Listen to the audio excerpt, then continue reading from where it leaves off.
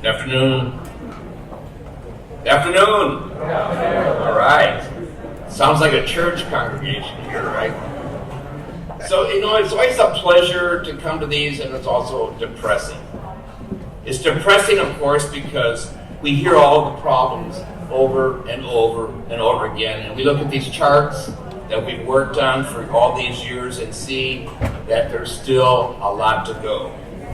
But what's important to the uplifting part of this is to be here with you all, because you all are involved in a lot of really good, important work. And if you weren't involved in this work, the world would be a lot worse off than where it is today. So when we walk out of here, we should walk out having listened to some new ideas, new energy, and to be grateful for each other in the work that we are doing together in this global family, as we heard a little bit earlier. So I've done civil rights work, human rights work, NGO kind of stuff in the United States 50 years, a little shy of 50 years, been involved in some international human rights stuff. And, the big thing is, how do you protect the rights? You can go to court, but how do you ultimately protect the rights of people, right? And this is an issue that we face in the United States, and of course, it's an issue people face in even greater degrees in their own countries. And an important thing, I think, for us to keep in mind when we are out having coffee or tea or beer in Australia is we got to talk about these issues. As the judge said, Judge Matos said, our idea of the rule of law is under attack. You're sitting in the United States, and we have a president right now, just down the street, who attacks the rule of law.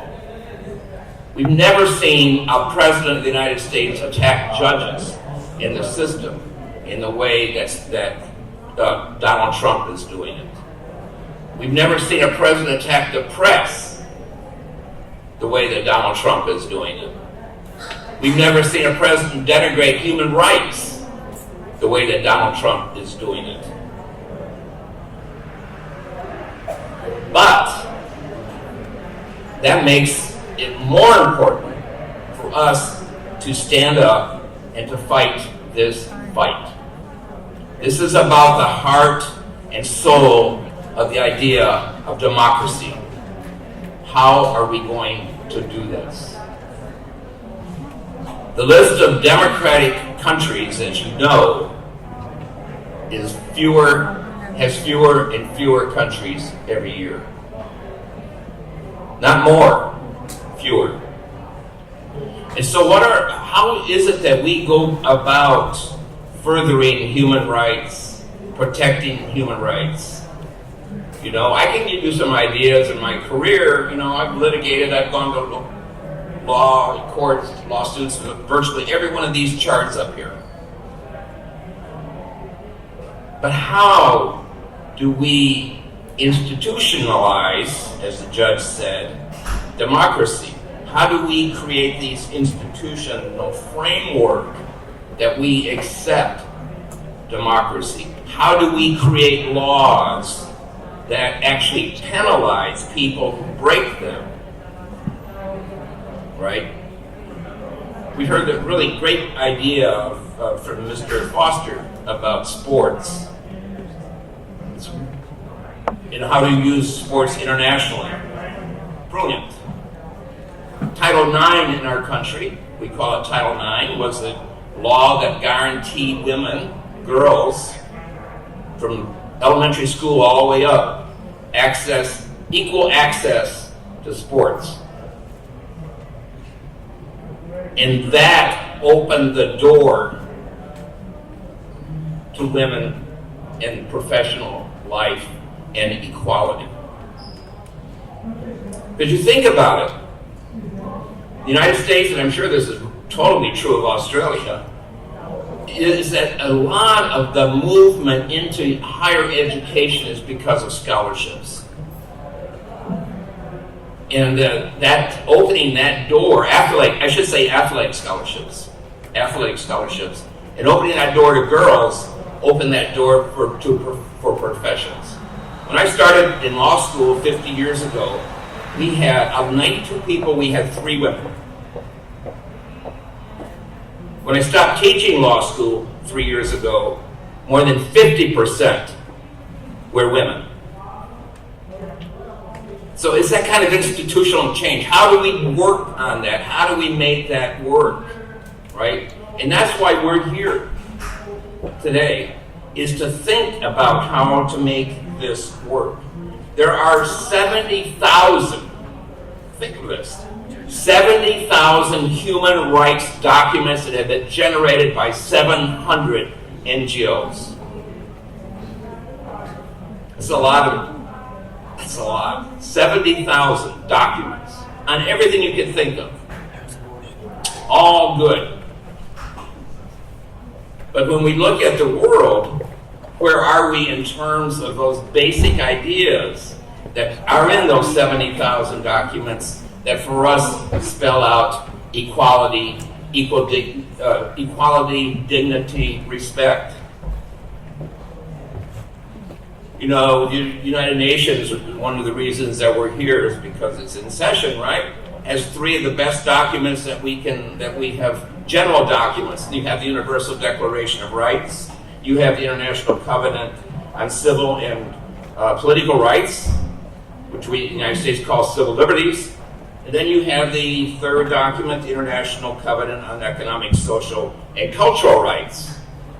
So the 2nd document, Civil Liberties, is the restrictions on government, guaranteeing the press, guaranteeing trials and all that. So that's very important, called Civil Liberties. The flip side of that, the positive rights, health care, right to food, the right to the safety net, and all of that. Where are we on that? How do we create mechanisms? And this is something that we each have to figure out in our own lives. I can't give you the answer. Not one of us up here can give you the answer. What do you do in your own lives? We heard Mr. Foster talk about how he did it in his life. How do we do it in ours? What can we do? What kind of conversations can we have with people? If we think that democracy is important, that the rule of law is critical, then that needs to be our bread and butter. That needs to be our bread and butter. And what do we do to help? What can we do in our own lives? We sometimes have the idea, I know we have this idea in the United States, that we are always waiting for the Savior. We think, we look at Martin Luther King, Cesar Chavez, right? And we think, well, these people came from heaven and were our leaders. That's not true. It was the parents, the friends, the teachers that pushed, kicked, shoved, that raised up these leaders. Everything that we do in our lives, every moment of our lives, every contact we have in our lives has an impact. Doesn't it? Doesn't it?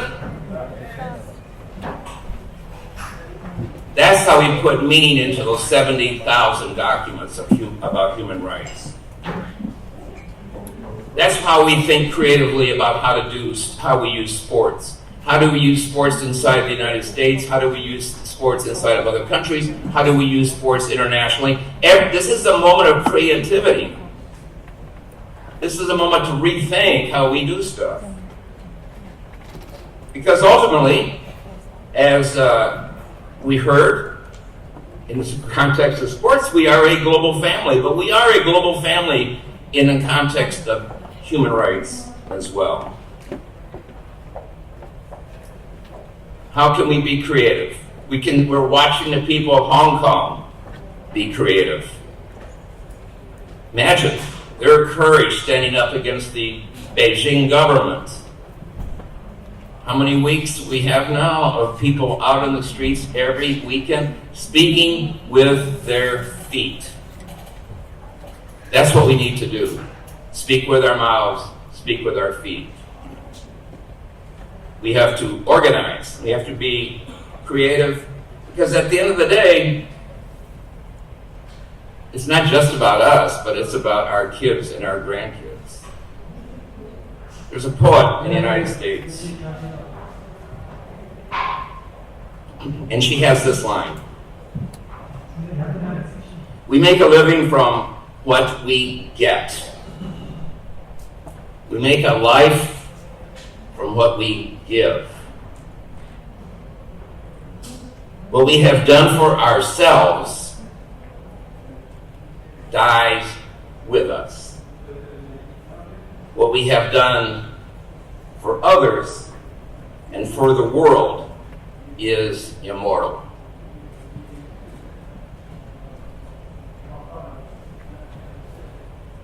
We have a lot to do. And thank you all for the work that you have done.